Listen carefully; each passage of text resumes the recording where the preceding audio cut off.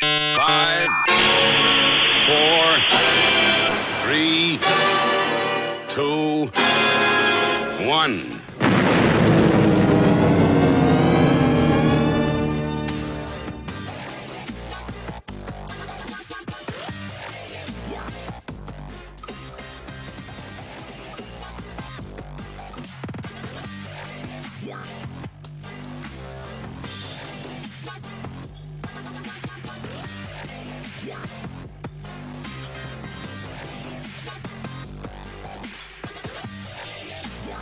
All right then. Hello, willkommen, bienvenue, konnichiwa, ni hao, jambo, marhaba, praise jabulon. It's time for the Armis Inquisition yet again, episode 220 on Sunday, the 20th of February, 2022. 220 on the 20th of February, 2022. That must be... February is the 2nd as well, so it's 220 on the 20th of the 2nd, 2022. That's some sort of binary for the Matrix, maybe. It means I'm very confused. I'll neither one thing nor the other. Welcome to the show. It's Armis Inquisition time. I'm Amish Phil. I'm Amish Ben. I'm Amish Matt. The dwarf, the cripple, and the mother of madness. We got Ryan Seven back with us. How are we doing, Ryan? Wagwan, brethren. Hey. Welcome back. It's nice to see you Thanks. again. Yeah. Great to see your faces. After your sojourn. Yes, I was a bit poorly ill. Yeah. Well, Yes. it's good to have you back. It's great to be back. It's good to see your faces, it really is. Fighting fit. Yeah, Ready feeling good. to dismantle some more symbolism and esoteric mischief that's been going on. Tear it apart and burn it up. Under our noses, no less. Under your nose. Yeah. Got a moustache. It's a handsome beard. Thank you. I've done quite a bit of grooming actually on Friday. The Triple Crown. What does that mean? Your back, balls, Back and sack. face. Her beard, crack. her beard and pubes. Her beard and views. Oh, she's in for a treat. Anyway, let's leave that there. You check the Discord. Check the chat's working. It is. It's come up. Has It it? is I can see working. it. I've been notified on my phone. I can see it. Super. Right. So, I mean, what do you want to do, right? I think if we have a quick recap for the peeps and then just plow on, and anything that comes up we can just talk about between us. And I'm hoping to get through quite a bit tonight, but we'll see how it goes. Because you never know. But I've got some cool stuff, and it's like, for me, this is your episode because you love your sacred geometry style stuff. So Yeah, this man. one's for Phil. It goes without saying, if you're listening to this for the first time, you need to check out the previous 3 episodes with Ryan, where we've been going through this sort of, starting at the stones, the church, and going through the story and what everything sort of symbolises, what the deeper meanings are.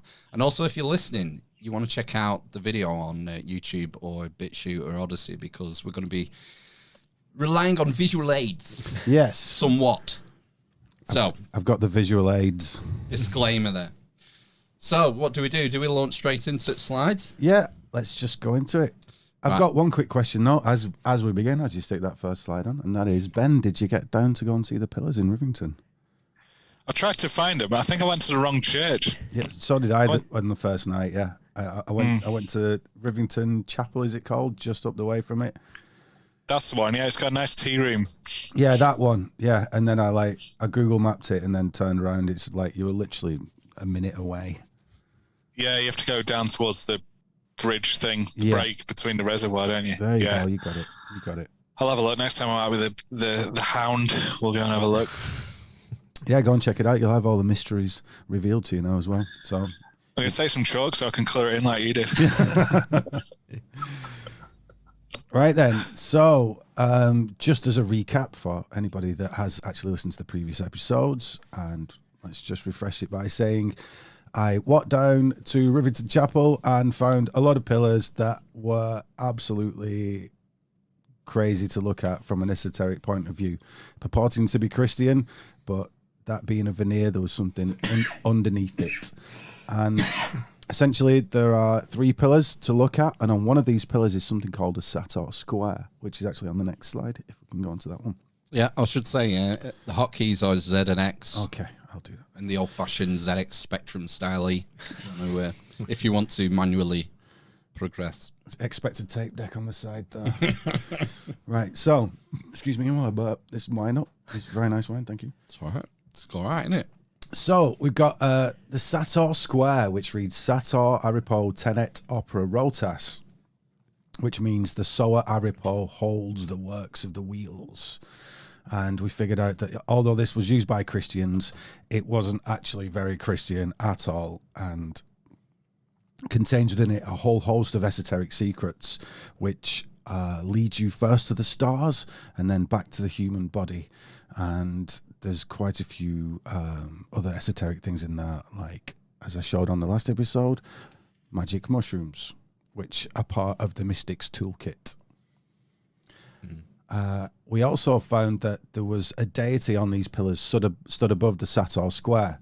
And although he came across like the Christian god, there's something about him. One of the things that's a bit of a giveaway is that he's sticking his tongue out. It looks like he's got a beard, but he's sticking his tongue out as if he's being rude to you. Oh, right. And when you put everything together, including a whole host of Saturnian symbols around him, you can say he's Saturn. He's this kind of time god. And his secrets are of time. And as we know, the film that came out, Tenet, was about time and reversing time and things like that. So these things follow on. We've also got a chubby Jesus on these pillars. So I think if we go to the next slide. Okay, let's just do this quick before we get on to chubby Jesus. So the secrets of Saturn. We just spoke about Saturn, and we said that a lot of these secrets are pointed to the cosmos and the way that time works. Saturn's a god of time. He's a god of limitation, time being one of these limiting factors, just like matter is a limiting factor, just like a wall is a limiting factor, just like winter is a limiting factor. And winter figures into this because we find out that one of the major limiting factors we've got is the factor of our personal order and external chaos, which it's difficult for us to conceive, but that external chaos is amalgamated with the unconscious, because the unconscious is this kind of, well, it's not conscious, is it? It's a chaos. You've not No control over it. You've got no control over it. Right. So all things outside you are chaos. All things outside you, outside your consciousness, are chaos, including your unconscious. Wow.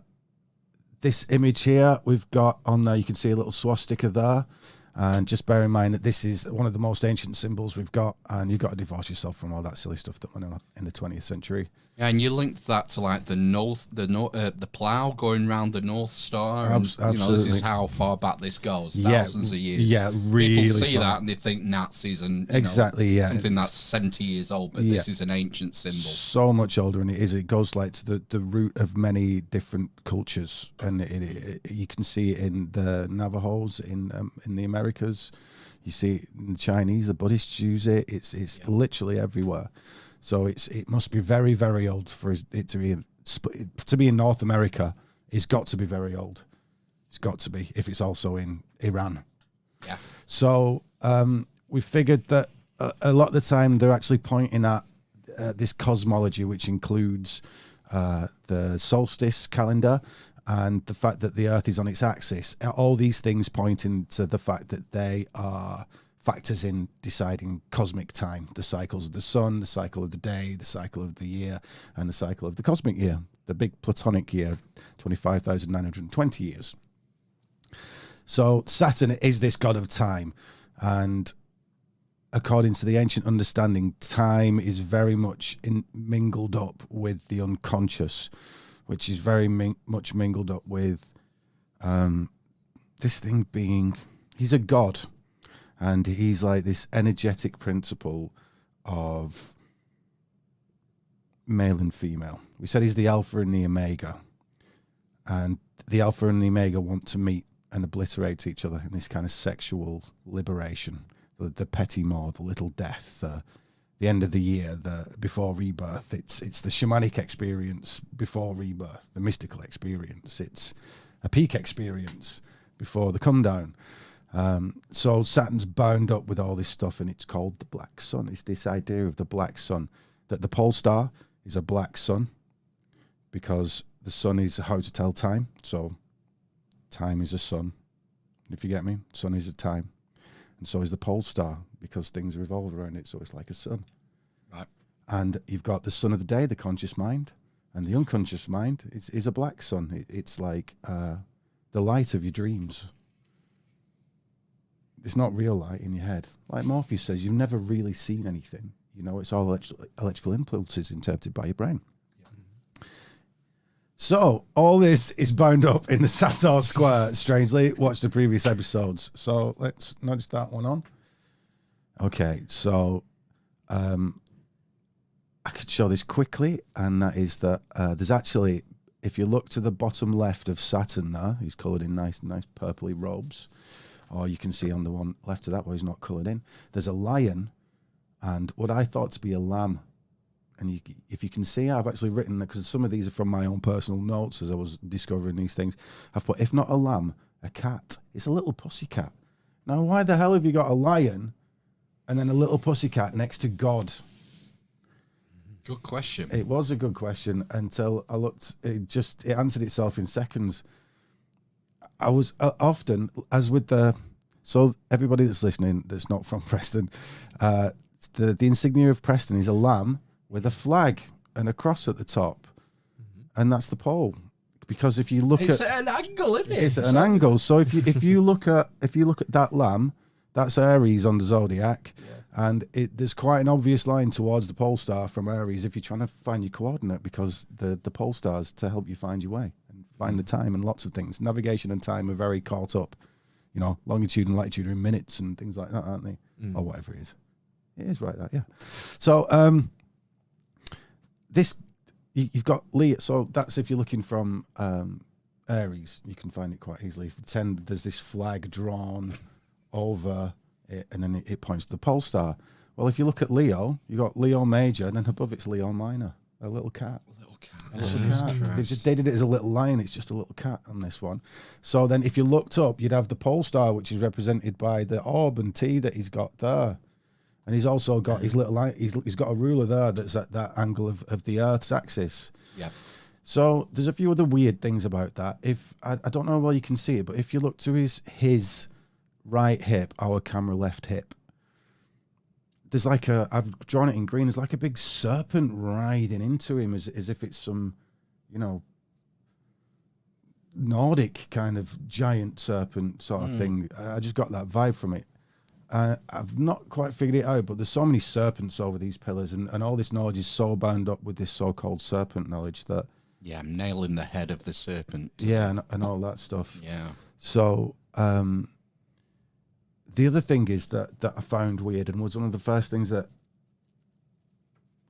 as a pattern recognition thing. I'm not saying at all that this is what it is, but there's a Sumerian picture there, like a clay tablet press, and it's Enki, Saturn, the same character, with these waters spewing from his shoulders, because he's kind of Aquarius character, and it looks so similar to what's weirdly coming from the shoulders of this Saturn character here.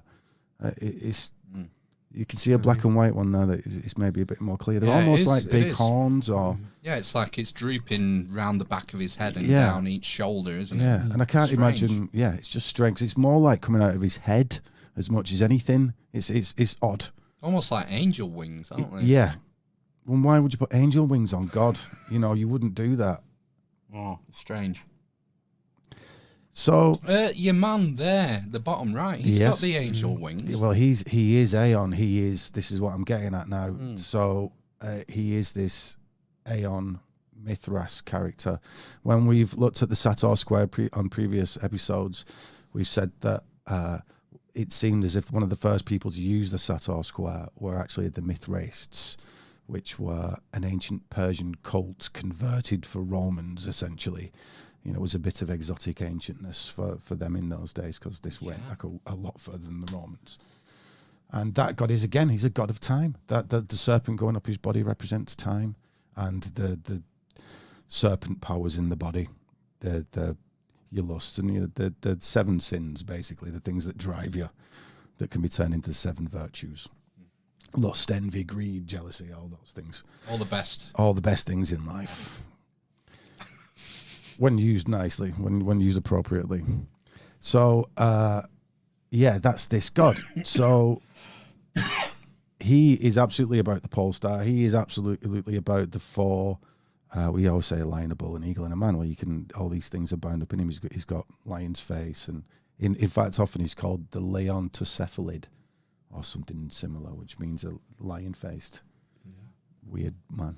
Just had a really cool comment coming from Tony. I think because I don't want to keep interrupting the flow. That's fine. I think if we have time at the end, we'll go back through the chat and see if there's any, because that's a really great point about the moon and the sun, the sizes, and it all relates to the perfect ratio. The way we think it's such a coincidence that the moon perfectly eclipses the sun. There's no coincidence about it. This is Distance, isn't it? Well, it's physics and it's creation and it's harmony. It's harmony. So if we get time at the end, we'll go through some. If we get a chance, But I don't want to keep stopping and starting. I want to give Tony his answers if he's asked a question. Yeah, he's all right. That Tony. Yeah, we'll come back at the end. Cool. Right. So, should we look at the next slide? Right. So now we're on to the Mithraists. So we've previously said that if you jumble up the letters in the Sator square, you get Pater Noster. Pater Noster is basically our father. Now, we have a few things from the cult of Mithras that was going on in Roman times, and it was absolutely in Britain, absolutely all over the place. It was a soldier's religion and was for blokes only, and it took place in a cave. They had a ritual where they had a meal together, and they saw something and ate something, basically, and it looked, well, we'll see, this feeds into previous episodes. They had a secret sacrament that was pretty much rife in all the religions at the time, but was one of the most secretive parts of the religions, including your favorite religion, guaranteed, from Buddhism to Islam, to be quite frank. So we have there an image of not actually Mithras, but it's kind of hiding Mithras. We can see most of the images on this slide are of what's called the Tauroctony, which is Mithras slaying the bull. Oh, right. So the top left is actually Hercules slaying the lion. So this is a rhyme. We know Hercules had 12 labors, and each one of those is zodiacal. He sweeps out the poo from all the bull's stables. Yeah. He kills the Nemean lion. He slays the Hydra of Scorpio. He goes through all these tasks, and so we know just from that comparison, for ease of viewers' thoughts, it's the same thing that's going on. But we can tell just from the symbols alone in this Tauroctony that they're definitely talking cosmological. They're definitely talking constellations and such things. Right. So there was 7 grades of initiation, much like with the Masons now. In fact, this would have been one of the forerunners of the Masons, as it was a forerunner of Christianity as it goes. So the 7th grade was a grade called Pater, which was to do with Pater Noster, Saturn, their father, who is the father of the gods, this limitation guy who, because of his powers, creates all the other gods, essentially, the other gods being archetypes of positive and negative. He divides the universe up to positive and negative, male and female. So this is really cool now. So if we look at these, the second image along on the top row from the left, we can see the stages of initiation. This is actually from some paving slabs somewhere in Italy. And the third one and the 7th one I've blown up. So you can see on the 7th one, you've got a helmet. You've got Saturn's little scythe there for snipping things off. Yep. And a bowl. And half an avocado. Yeah, half an avocado. I can't even say avocado. And I think that's a spear. These things don't matter. On the second one from the bottom, which I've also blown up, is the ritual called the Miles. Miles was soldier in Latin. That's what it means. And there you've got a different kind of helmet, different kind of weapon, and what they thought was a bag, they being the academics thought was a bag. Well, it's not a bag. And they're starting to realise this themselves now, but it's not really spread out. That's actually the leg of a bull. what the hell, a leg of a bull? Now, this is really cool, this. Part of this has been nagging at me for ages, and my friend Rebecca, a few weeks ago, solved this just by an offhand comment.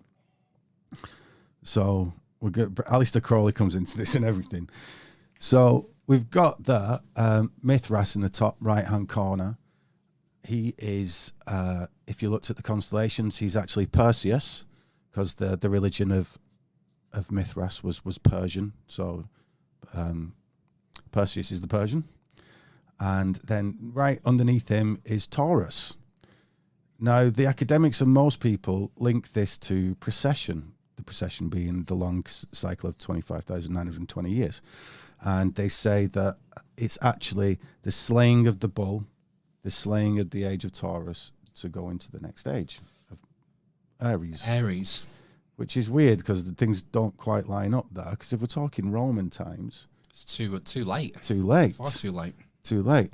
And there's definitely something to this because there's lots of things that I'm not going to go into this, but there's lots of things to suggest that the ritual they're doing is symbolized by the coming of autumn and then the entry into spring, like the death resurrection thing that we've talked about in all these previous episodes, especially relating to Aquarius and Capricorn. So there's something else going on here. And you can bet your ass that it's to do with this death resurrection part, that often they'll have two characters. One's got a torch pointing down and another one got a torch pointing up.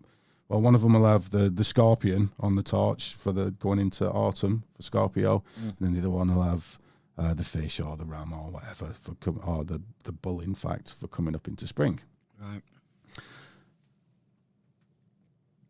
Now, here's the thing. That's a very awkward picture, and you know the pose of Perseus there. He's pinning down the bull with his back leg, and then he's stabbing it in the front, and there's a dog licking the blood, and there's a serpent there, and there's also a scorpion biting its balls, clawing at its balls, and it's just lots of weirdness. He's got the stars in his cape. Yeah. And you can see the sun and the moon at the top, represented by two people. The circle at the top left, circle at the top right is the sun and the moon. Right. So it's all this polarity stuff again. Sun and the moon being the positive and negative poles. This is the cool thing now. And we've got him in the same pose in the bottom left. Yep. And it's just a repeated thing. It's very rare not to see him in that pose. Total astrotheology, isn't it? Dave Matheson stuff, this, isn't it? Mega. So here we go. If you look at, I'm going to prove this is actually all about mushrooms and shamanism. So his sword is stabbing into the neck of the bull. Yeah. But we've already talked about the leg of the bull. And so even in Egypt, there seems to be this weird thing that you look at the bull, and the neck of the bull is the leg of the bull. To some extent, that you see some images in Egypt, Horus is stabbing a bull's eye with his spear, and then you've got a bull's head, and its body's just a leg, and it's just this frequent thing between the bull and the leg of the bull. Well, if you look at Taurus, there's no leg of the bull; it's just a head. It's just a head in the sky. There's no other part of it. It's very seldom drawn with any other part apart from that head. But in its neck is the Pleiades, the seven sisters of the Pleiades, which look like the plough. And when you look at a name for the plough in Egypt was the leg of the bull, because it kind of looks like a bull's leg. And I've actually, if you look in the center on the black and white image there, right in the center of everything, there's it kind of like a pink bull's leg, and then I put the plough next to it, and you can see it's a similar deal going on there. Wow. Right. And we'll see that's in Gobekli Tepe later on as well. So Perseus is stabbing the leg of the bull, but it's in the neck of the bull. What's going on here? It just doesn't make any sense. Now, a lot of my knowledge comes from trying to decode the tarot, and if we look in at the center bottom row, there we've got Aleister Crowley's. It's like a brown image of a guy with a cow wrapped around his back. It's the first color image in the center. Can you see it at the bottom row? Yeah. And that's Aleister Crowley's Hierophant card, which is absolutely to do with Mithraism, and he's kind of got hints of being Perseus. There's lots going on in this card, but he's got the bull wrapped around him because he represents the star sign Taurus. And on the leg of the bull, he's pointing, doing the sign of esoterica. On this, if you look on the panel next to that, he's doing the sign of esoterica, pointing down to the leg of the bull. And although one leg of the bull, it terminates in a hoof, the leg of the bull that he's actually pointing at terminates in a mushroom. He's clearly drawn it as a mushroom. Can you see it? Yeah, the left-hand hoof. Yeah. So if you look at we said the neck of the bull, the leg of the bull, there's something going on here. If you look at the plough, that's one thing. It looks very, very similar to the Pleiades, like very similar to the Pleiades. But if you look at the Pleiades, as my friend Rebecca said, it looks like a mushroom. You see the Pleiades in the center there, in the blue? It looks like a mushroom. So to double prove that this is on Mithras, if we can move the images of our ugly faces out of the way there.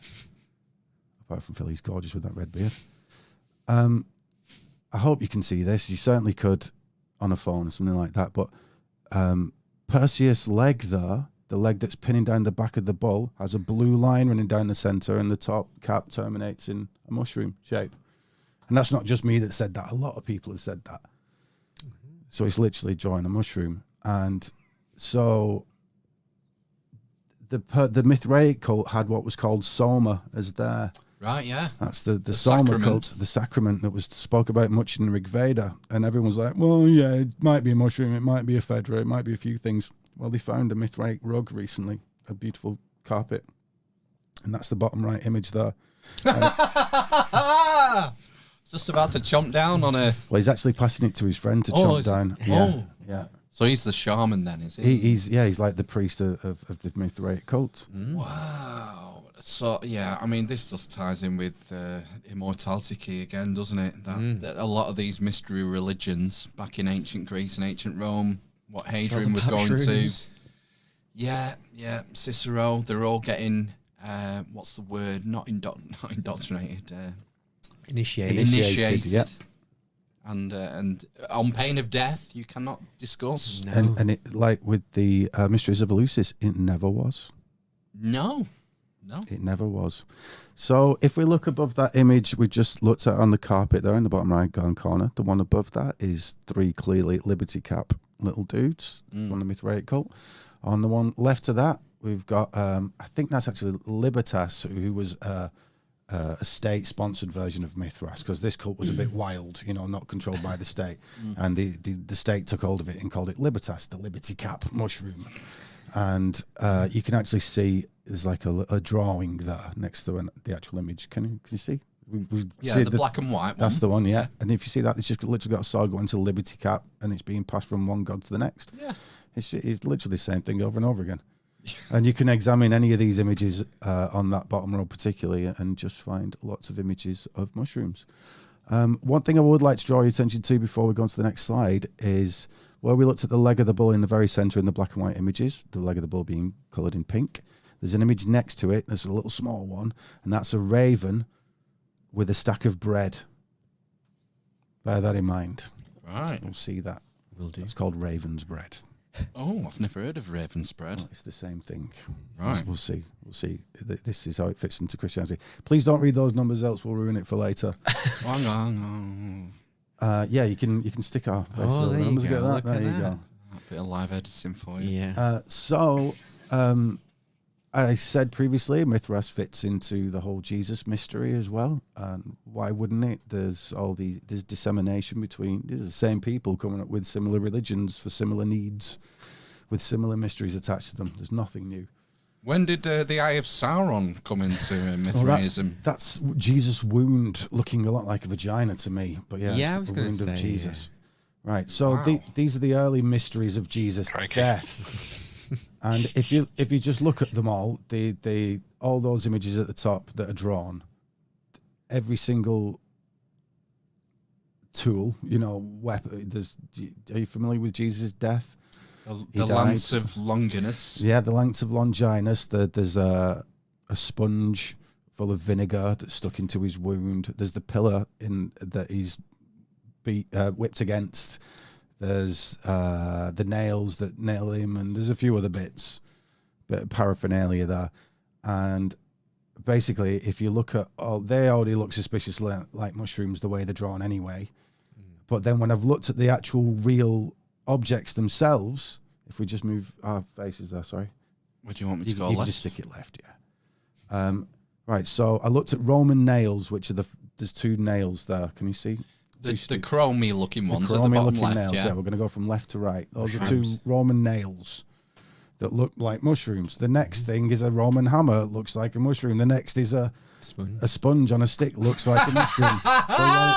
The lance of Longinus, semi-lanci, the mushrooms are actually called psilocybe semi-lanciata, a short lance. They're literally called a short lance. That's the Latin. That's the Latin name for them, yeah. Wow.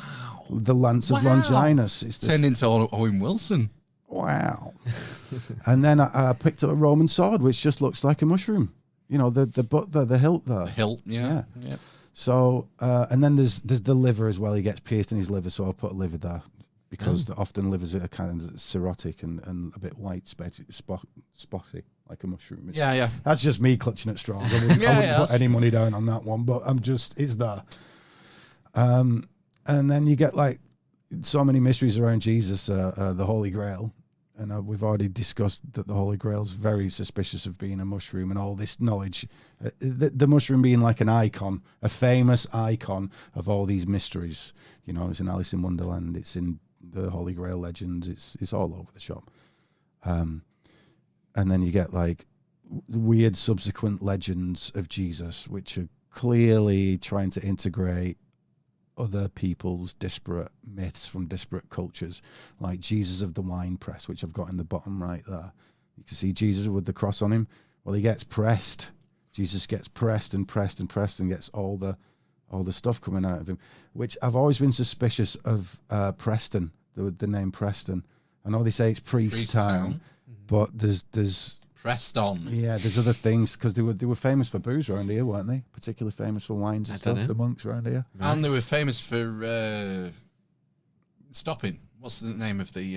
It's just stopping. Yeah, the famous teetotal. The temperance. Temperance movement. Right? Temperance movement started in Preston. Yeah. Spoil sports.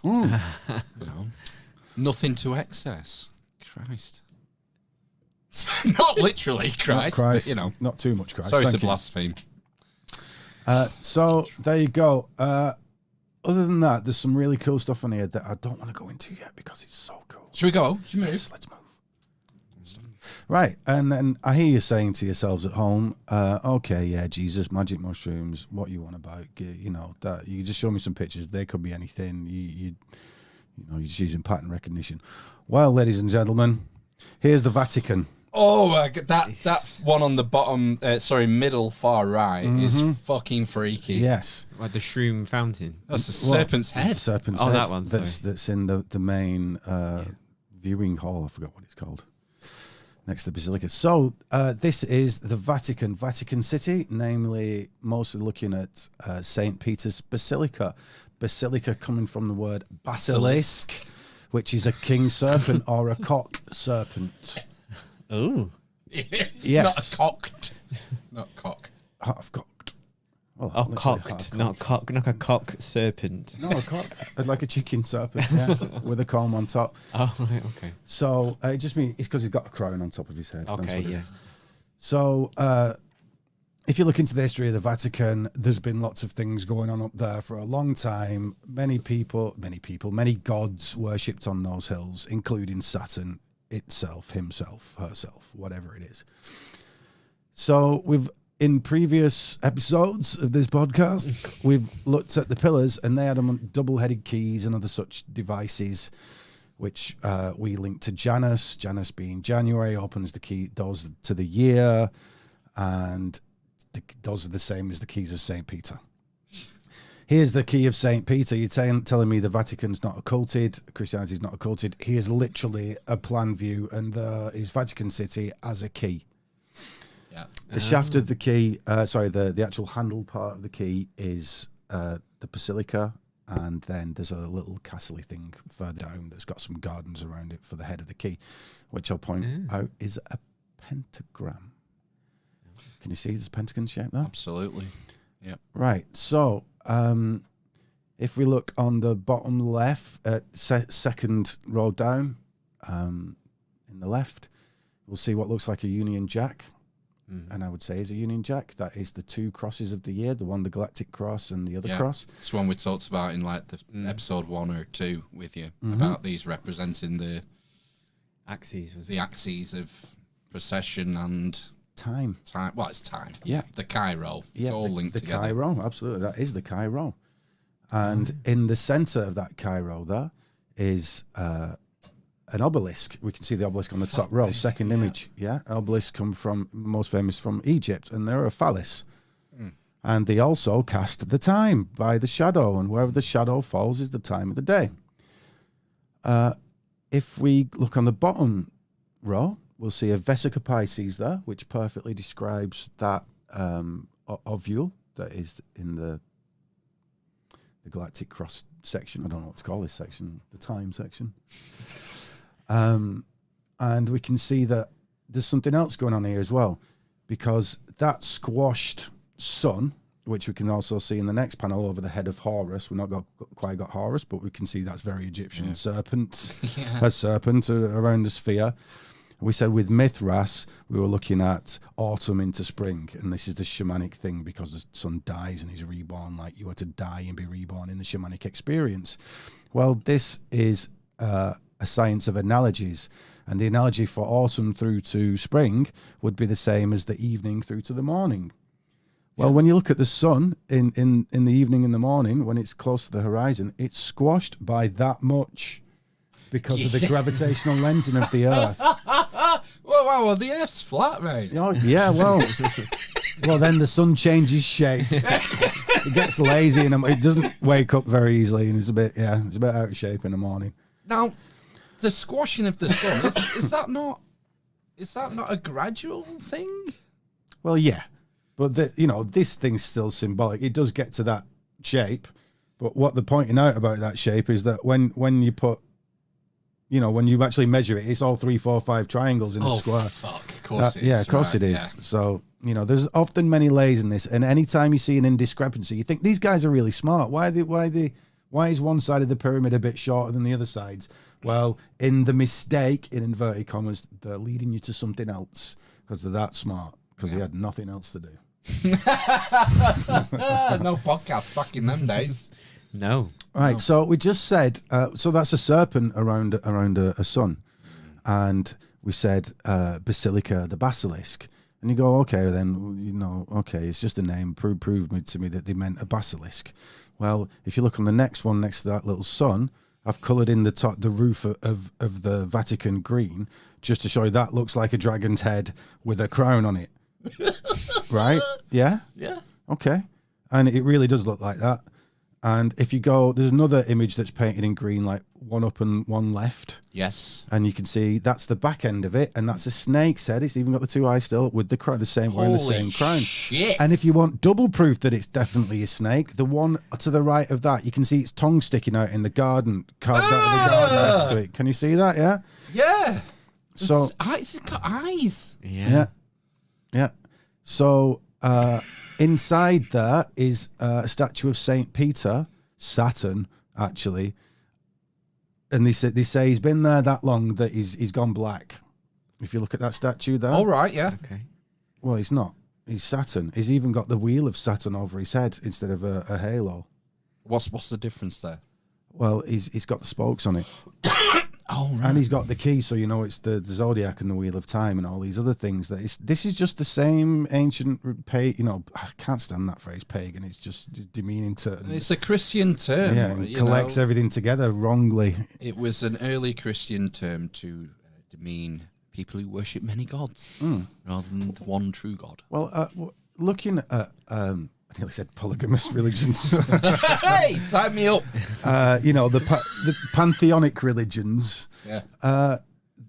The Greeks to the Egyptians, they all actually do believe in a one God, and all those other gods are subsequent forms. We even spoke about it with the Aeon principle, that we were, this God's father. That they don't really mean there were anthropomorphic dudes flying around doing things. They're just talking about forces of physics that they can't. Nature. Yeah, they're talking about nature that they can't describe any other way. In fact, the analogy of it was his father is a bloody good one, really.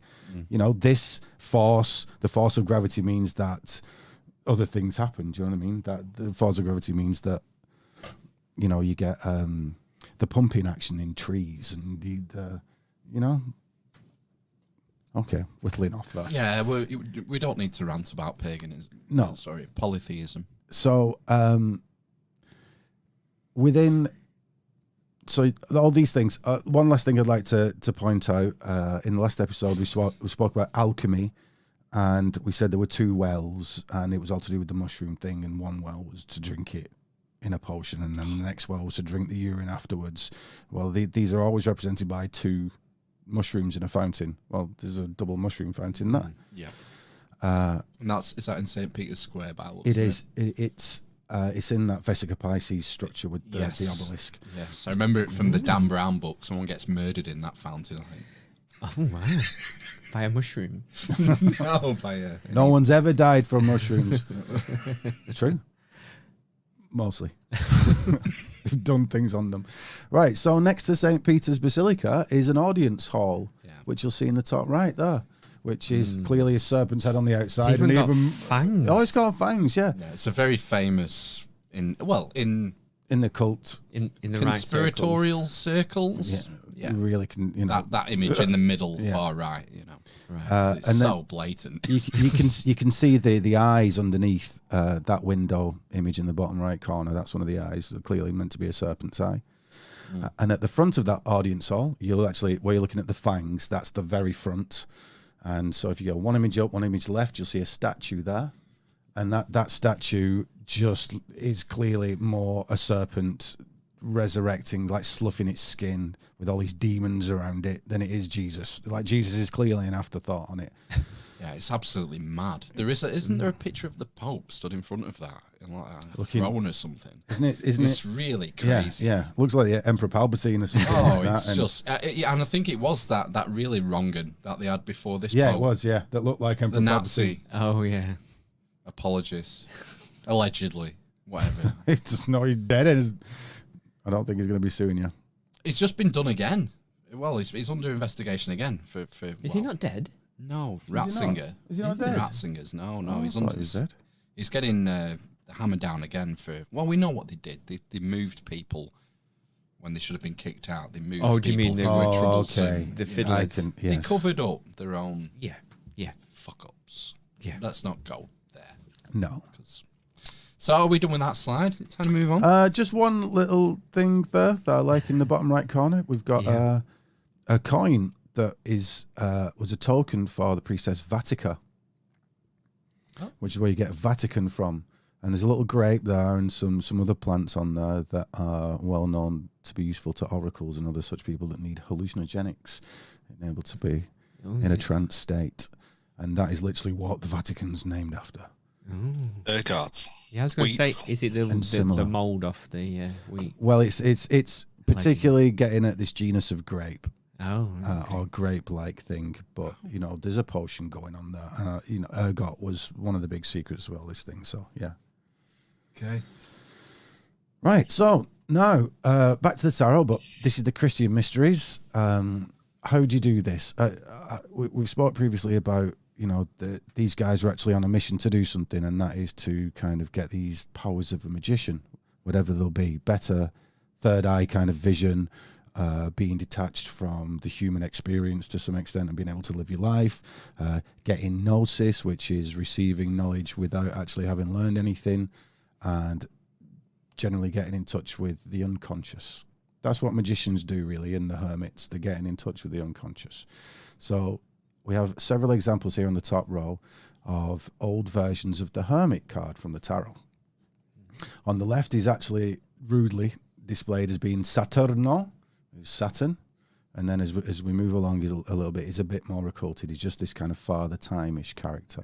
He's always got that rod at that angle, hasn't he? Angle, yeah. Although the third one along, the guy clearly didn't know what the angle meant, and then he's just done his own version. However, we've just been talking about mushrooms. If you look at Saturn's leg on or the Hermit's leg on the second card in, he's got his little cocky leg sticking out, and then it folds up like a mushroom. Yep. If you look at his hat, it's 2 fucking mushrooms.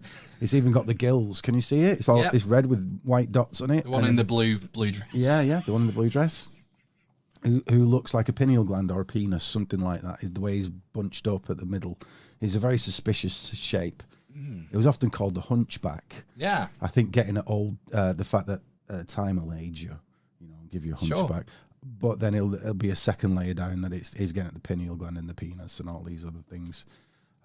So what is the hermit? What does a hermit do? Well, a hermit goes away from society, much like a Buddhist monk or somebody like that would.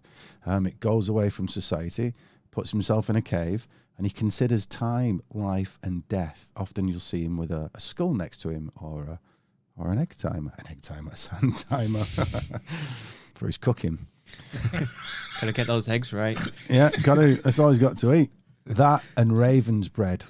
So if we look on the bottom row, these are Christian hermits. Apart from the guy in black and white, that's an alchemical diagram. So I forget. I forget what. I forget who these saints are. But wow, this is like Renaissance period, is it? Christian art. Some of them, yeah. Fucking hell! And So, they've got the raven's bread in there. They've got the ravens, but the ravens are bringing them bread. And you can see on that alchemical image, the raven's got the bread over his penis, suggesting to me that whatever the raven's bread is, looks like a penis. The mushroom. What does a raven... what's a raven doing there? He's a Speak for yourself, man. We already established you've got like a baby's wango. arm holding an apple. So ravens... I'm trying to clean this up, boys. I know. Sorry, apologies. So his big wanger looks like a mushroom, and the raven is associated with death. The ravens would swoop in on corpses after battle. Carrion, yeah. Yeah, and perhaps take the souls off to the afterlife. These are known as psychopomps. Hermes, Mercury is a psychopomp. He takes the souls of the living to the land of the dead, and vice versa. So this raven's bread is clearly pointing at mushrooms again. We've even got a picture of a raven now with a mushroom in its mouth. And then the next image on is of a saint with a cup with a serpent in it and a raven with a mushroom with a bread in its mouth, just showing you they're the same thing. Oh, wow, that's really cool. That one, it's the second one in from the right on the bottom row. Mm-hmm. He's got like a shepherd's crook there. He's got the halo. And then, there's a serpent coming out of the cup. Mm-hmm. Whoa, that's this. Who made that? It's just not some rando fucking Renaissance artist, is it? It's someone who's transmitting this fucking symbolism. Yeah. That's mental. So can we move our lovely faces out the way from that top corner? If you insist, yeah. So here is a guy sat on a pillar. I mean, this is old. This really old. It looks so well done. It looks kind of modern and destroyed for purpose to look cool. But no, that's actually really. I forget how old it is. Like thousands of years old.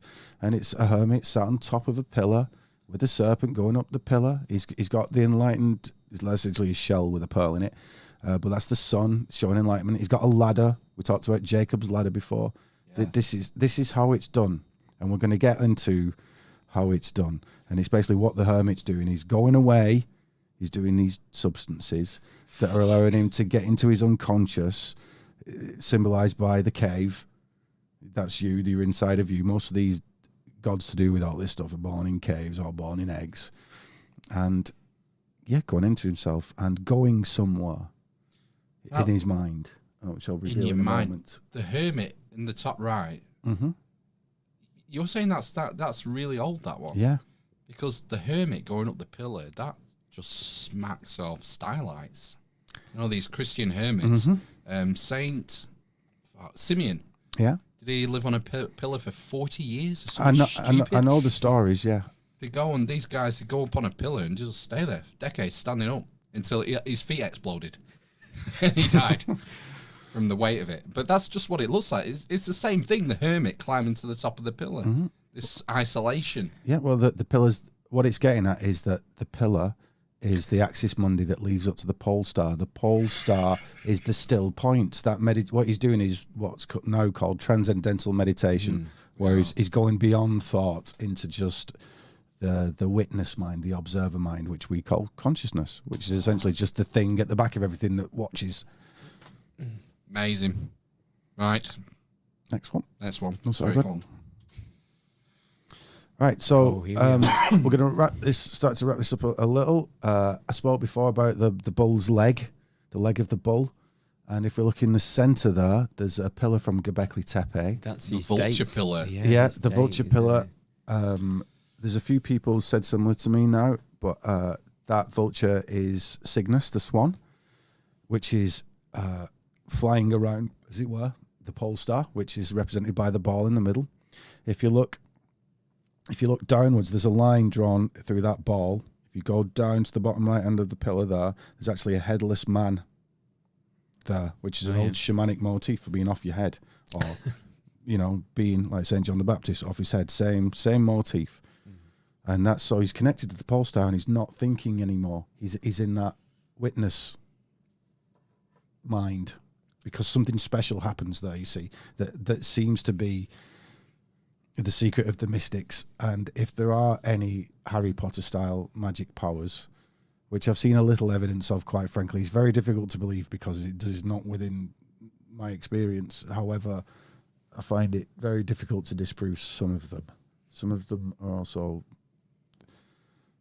looks to be edited and things like that. But because I've never met anyone that can do it, but I've heard enough things. And the trick is when you hear about most magicians and people that are looking into this stuff, they're fucking geniuses. You're talking like Jack, what was his name? The JPL guy. Crawley's acolyte. Yeah, JPL, Jet Propulsion Labs. It was Jack Parsons. Is it Jack Parsons? It sounded like he was in a band in the 60s for some reason. Well, wasn't there a band called the Jack Parsons Project? Oh, then that's where I've got it from. Alan Parsons Project. Alan Parsons Project. Sorry, okay, Jack Parsons. These guys are, So Da Vinci and Crowley was involved with Jack Parsons, Absolutely. and L. Ron Hubbard was involved in with Jack Parsons. Jack Parsons lived at L. Ron's place in like Malibu or somewhere. Strange guy. Weird coincidences. Yeah. So back to where we were.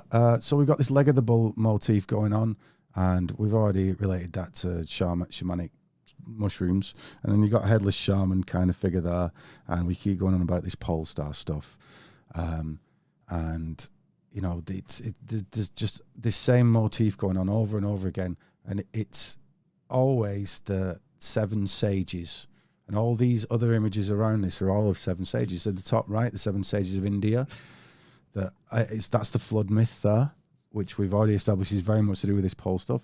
Next to that, you've got the 7 sages of China. Next to that, you've got the 7 sages of Greece. Next to that, you've got 4 of the 7 sages of Sumeria. Underneath that, you've got the 7 sages as seen in medieval Europe, but they're the 7 ancient sages. I think there might be 8 there, actually. No, 7. One of them, they put an extra one in there because they're bastards. And those 7 sages are the 7 stars of the plough. Which are we saying this is being confused with the 7 sisters then of the Pleiades? On purpose. On purpose. So it's like the 7 sisters of the Pleiades are an imperfect version of the 7 sages. Wow. Oh, we could even be saying the 7 virtues And the 7 being vices. the plough, and the 7 vices being the Pleiades. Absolutely, that would. We've got the 7 ancient Greek, the 7 the quadrivium and trivium. Trivium. The 7, what are they called? not sciences. Oh my god. The 7 learny things that you learn. Yeah. The 7 Geometry, learning mathematics, things. philosophy. Yeah. We can go into it, we can philosophize it, we just can't remember what it's called. Yeah. But 7's important. That's The what 7, we're getting at. yeah. 7 colours in rainbow, 7 notes in an octave. Ryan's Yeah, 7. our artwork for the previous episode, I took 7 the 7 I ams of Jesus Christ. Never even heard of that. Oh my god, I am the truth.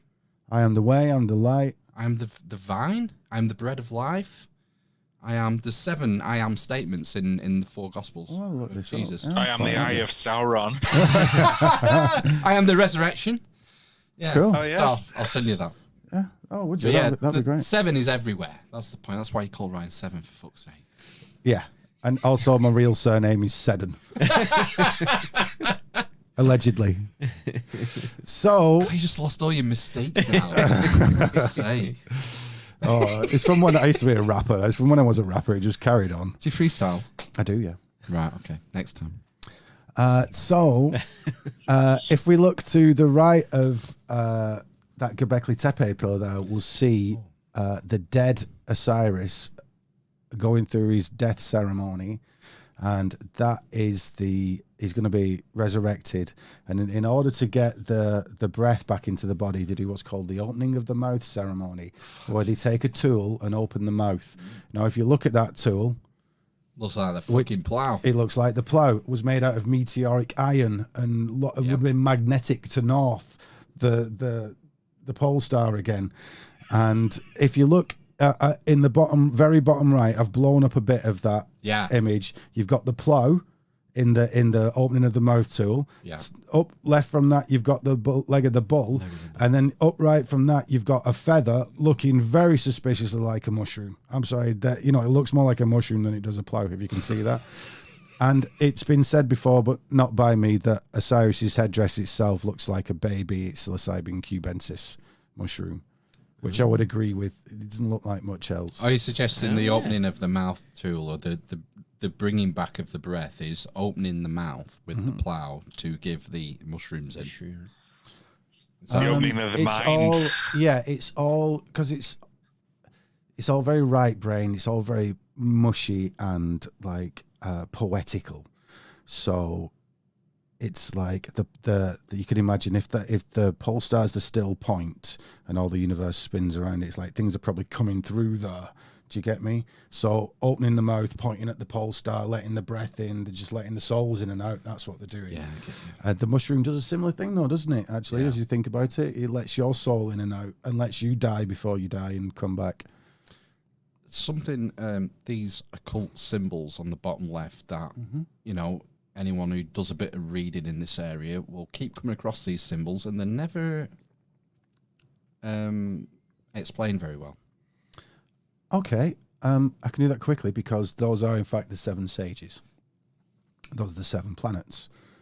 Going well, like we said, the Pleiades. Going bad, going less well, they're the Pleiades. Going well, they're the 7 sages of the plough.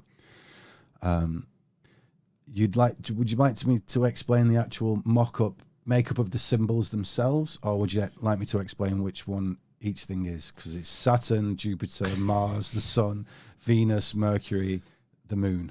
Last one. I think that's for another time. Okay. I'm getting your point now. These symbols keep cropping up.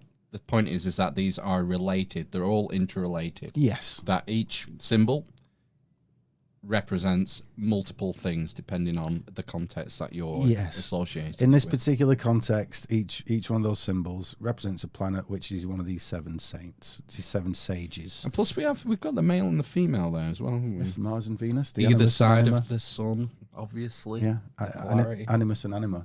That's what they are. These Jungian. Anyway. Yeah. Next one, please. Let's slide, please. Okay, now we've got our mate Baphomet there. Right, so what we're getting at here is that these 7 when 7 become 1 is the phrase. When the 7 planets become 1, i.e., like with the what's it called? Jolly Roger, which is the skull and crossbones, which represents the ecliptic. The ecliptic represents those 7 planets. Those 7 planets really representing fate, like your horoscope, and you can get beyond them. You can go beyond them. How do you get beyond them? Well, it's the same meditative form. And you'll see from alchemy to Baphomet to Jesus himself, who was a bit long-haired, looking quite beautiful, as we've said previously. There's all these sacred androgynes. What does it mean? Well, it's the best way of explaining it is the alchemical marriage. And that is the masculine, the sun, the feminine, the moon. These are essentially conscious and unconscious, positive, negative, the 2 poles of existence. And what happens in a marriage? Well, you could say there's sex, and you have that obliteration moment at orgasm, but also, sex and death, but also marriage and death, because the old you has to die in order to get married. You become a different unit. You become something else. Yeah. You've got to give up so many things. I mean, just having a child, you give up your old life. That's it, gone. This you said do you want some more of this? I'd love some more of that. I'll just take the book. You just mentioned the chemical marriage, and that instantly sparks in my head the Chemical Wedding by Christian Rosenkrantz. That was literally what was going through my head when I said it. Right. Rosicrucians. Heard of them? Yeah, well, we heard about them last week, I think, didn't we? Very briefly. Did we? Yes. We've talked about the Rose Cross very briefly, I think on the last one of these as well. The Rosy Cross, yeah. So what it is you, not so much, I think a lot of people think it's just this combination of, like, in a shamanic experience or in a lucid dream or in a lot of these mystical states, it's your conscious mind is able to enter into the unconscious and swim around in it as in a dream, but with more control. However,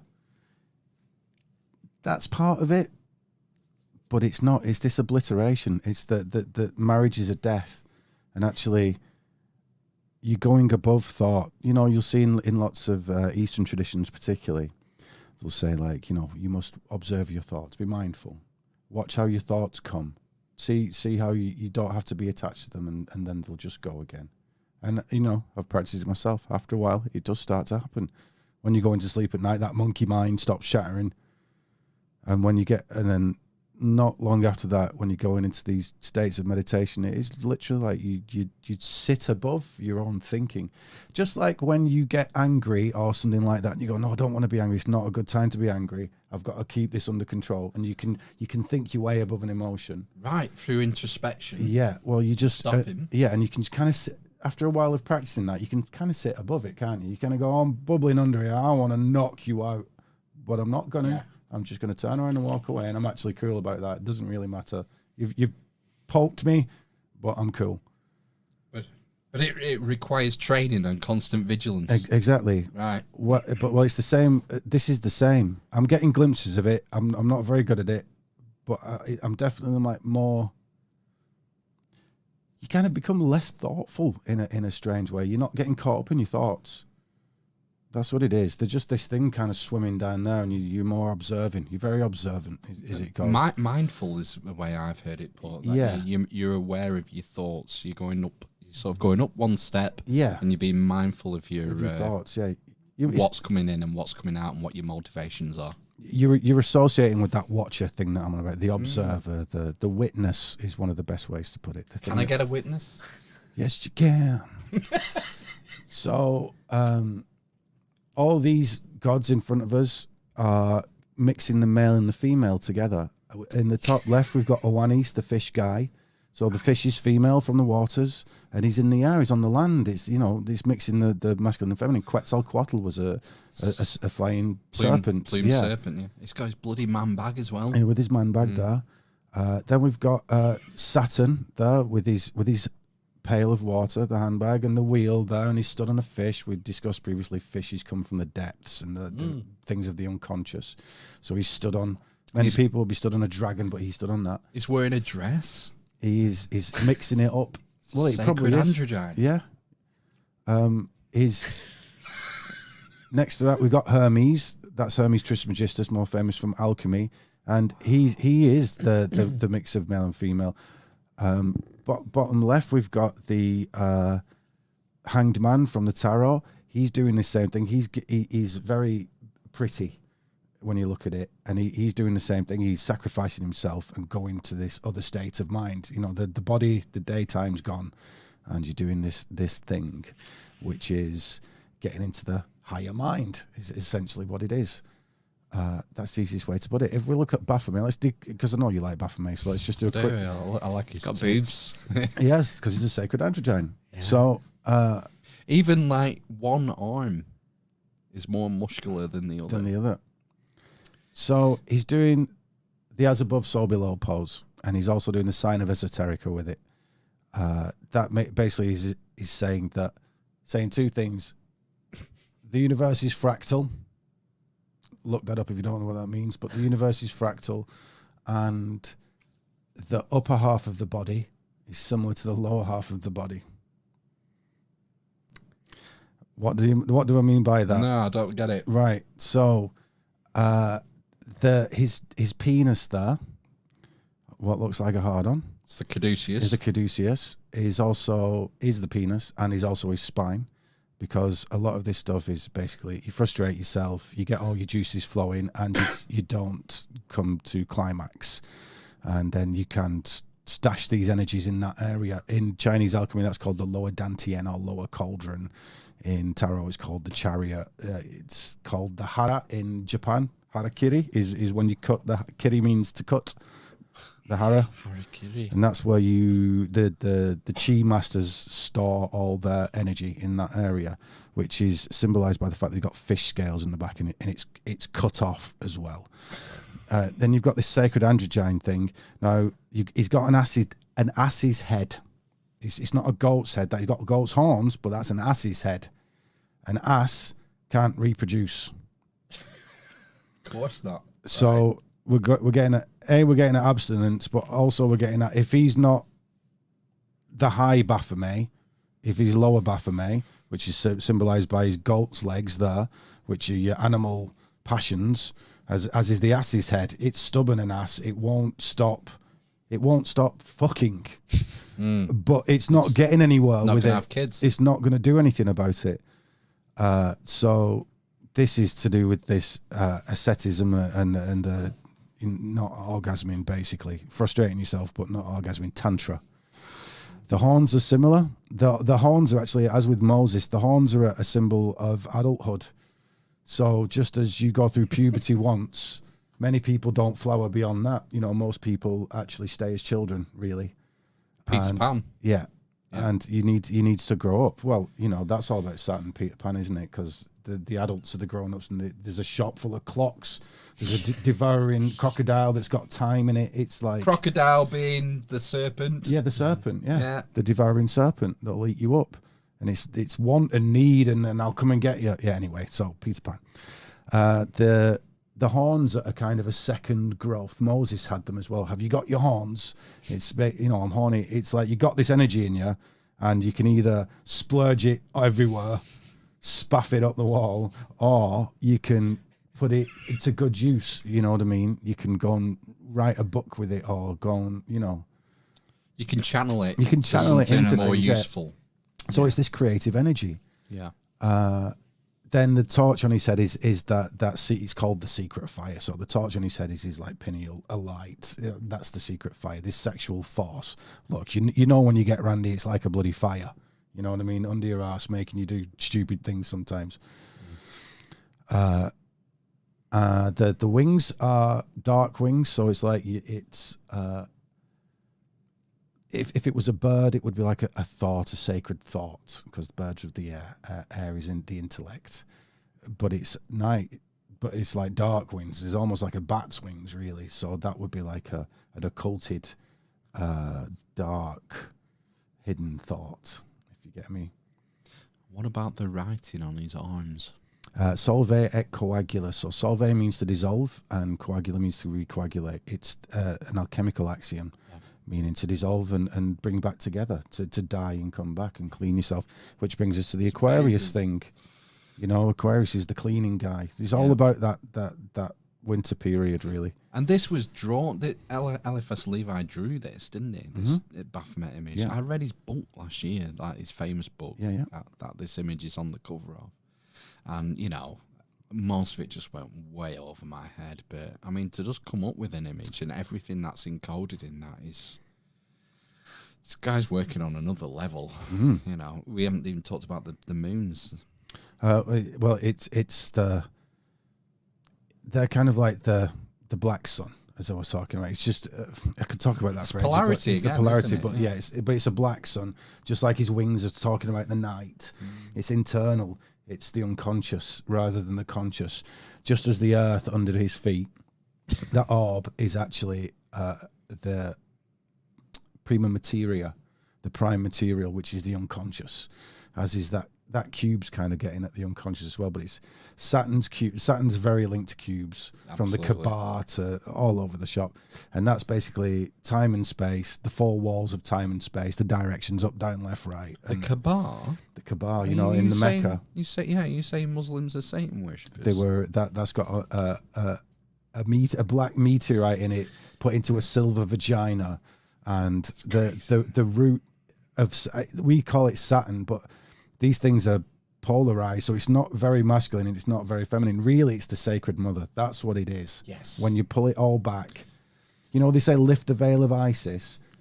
Well, before I lifted the veil, I saw Isis as being the devil, and then it was the devil's veil I pulled up, and I goes, oh shit, that's the great mother. Right, Because the devil's materialism. Yep. The devils are falling to materialism. I'll make you king of this realm. Yeah, but then when you look to that, it's like, oh, that's the great mother. That's the thing that allows energy to fall into matter in the first place. It's the big conceiver, the big matrix. Check out the Kaaba in Mecca. It's crazy, like this black structure that Everyone Is that what they walk rotates around? rotate round, yeah, like the pole star. The because yeah, well, like it the is. pole- It is. That is what it is. Not Satan I worships, thought obviously. he's not always I was covered being over or facetious. something. So I say again. You can go in it, can't you? Sorry, I you thought could when go in when it. I've seen images of people walking around it when they do the pilgrimage, pilgrimage, that it's covered over. But maybe It I'm is in misremembering. the black cloth, Is it? Saturnian black cloth. Yeah, Right, okay. but I think it is white underneath or something, and But it you can looks, normally see it or something. No, Oh, it's right, always okay. got that black Right, cloth on okay. it. You can go in. Some people can go in it, I believe, and there is photos from inside. Yeah, Right, Actually, I've seen inside. It looked can quite see. plain, as I it remember. is. Yeah, something's been lost in translation, I would suggest, Yes. between this era in 2000 BC, 3000, 4000 BC Yeah. to 650 AD or later. Anyway, should we skip? Should we Yes, skip we forward? should. Yes. Oh my gosh! So, can I just ask you, because I know you were all up in Baphomet and all up in Baphomet's ass, and he goes both ways, doesn't he? And this whole sacred androgyne thing. Do you get that a bit more? That this chemical marriage isn't as much the combination of the conscious and unconscious, but going beyond those into this witness.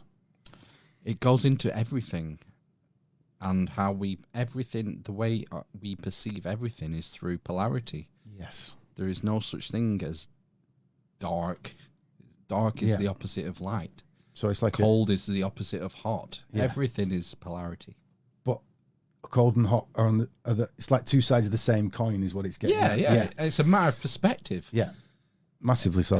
Tarrant, when I did the show with Tarrant Firestride, he said, like, if you put your hand in a glass of water that's at 70 degrees and then put it in a glass of water that's 100 degrees, that'll feel hot. But if you go from 70 degrees to 50 degrees, that'll feel cold. It's a matter of perspective. Yeah. And where is the dividing line? That's where our conscious brains come in. We have to make these decisions. Often false decisions as well, like just totally you're filling in the blanks to such an extent that it's all illusion, isn't it? We are empty space, man. Yeah. This crude matter, it's fucking empty space. The whole thing Isn't it? doesn't make any Atoms. sense at all. It makes absolutely no It's sense. ridiculous.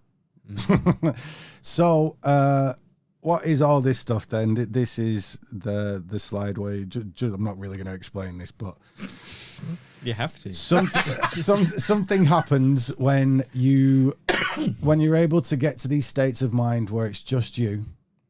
What these guys are saying is that somehow you charge up. Think of something like chi, or the force is the best way of putting it. In fact, in the tarot, it is called the force. La force in the French cards. It's called strength in the English cards. But it's relating to this sexual frustration power, and that it is an actual, that the energy that created the universe is the same energy that you have that runs you, and it's the strongest in your sexual drive. And if you are hermetically sealing yourself off and building these things up, building a charge in yourself, then other things that we'd associate with fictitious magic starts to happen. So I've seen guys set fire with the hands, and you know, you see a lot of like these qigong healers that are just literally, you can see people's arms twitching when they're just touching the shoulder and that, and you're like, you can't fake that. And then I've seen this one guy, Dynamo Jack Chang, and all these Westerners basically stripped him down bare naked, put loads of electrodes on him everywhere to try and pick everything up. And there was doctors there, you know, like high up guys, and they just couldn't. He was bollock naked, and they couldn't pick anything up. And he's lighting up LEDs, and they're like, they've got multimeters on him, and they're like, we can't pick up. Where's ground? We can't pick up a charge off him. But he's lighting these things. He's like, it's not electricity, it's chi. And he's one of the few guys that I'm like, oh, this might actually be a thing. And having, since last time I was here and I've been poorly, and that'll give you a little kick up the arse sometimes, especially when you want to get a bit healthier. I've been doing all these things a bit more. And it got to the point one day where I was that full of energy, I couldn't cope with it. And a couple of nights ago, a friend of mine was like, Ryan, look at your hand. And I looked down at my hand, and there was no muscle movement going on, but it was blurred. My hand was blurred. And she noticed it first. I was like, oh yeah. Like I didn't know what to vibrating. make of it. Yeah, like literally. Well, it was like it was vibrating, but it wasn't vibrating. It just looked like it was And vibrating. you could both see it. We could both see it. And it looked slightly green. It looked like there was a very slightly green light on it. I know it sounds nuts. You know, I'm a silly person, but I'm a very rational guy and very discerning. You know, I don't know what to make of it. Look, the night I could just, this one night, I was like a 5-year-old after 6 bottles of Coca-Cola. I just couldn't calm down. And the way that we've been saying that you charge yourself up by not releasing, Yeah. I'd had to go and release. And then like that, so there's definitely something to it, is what I can say. Sting is onto something. So it's a good job I'm single right Did now. that, I'm not trying Did that blurred hand come into?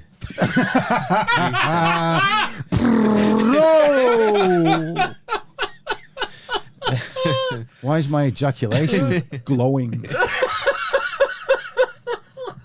It's like alien blood. It's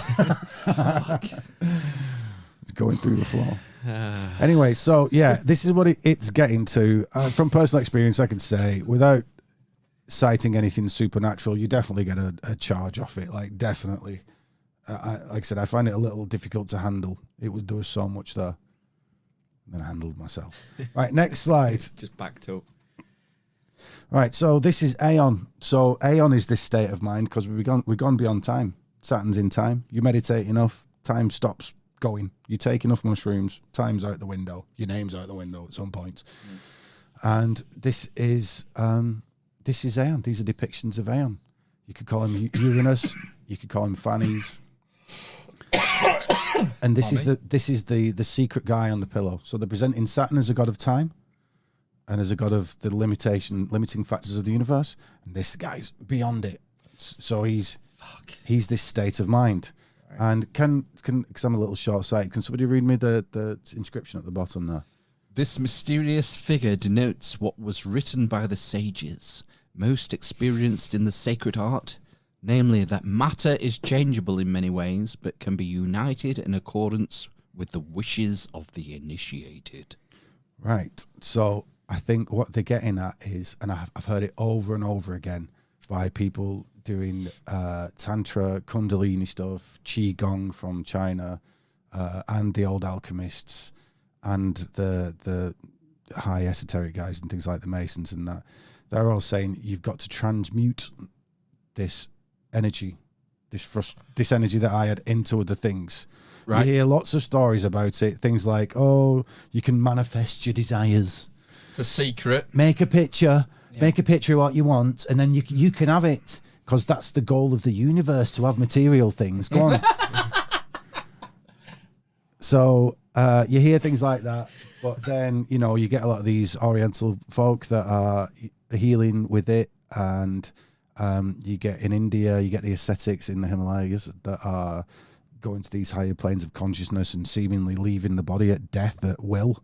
There's quite a few examples of people doing it in front of a crowd of people in the West. They've come to the West and gone, oh, I think I'm gonna go now, and just gone.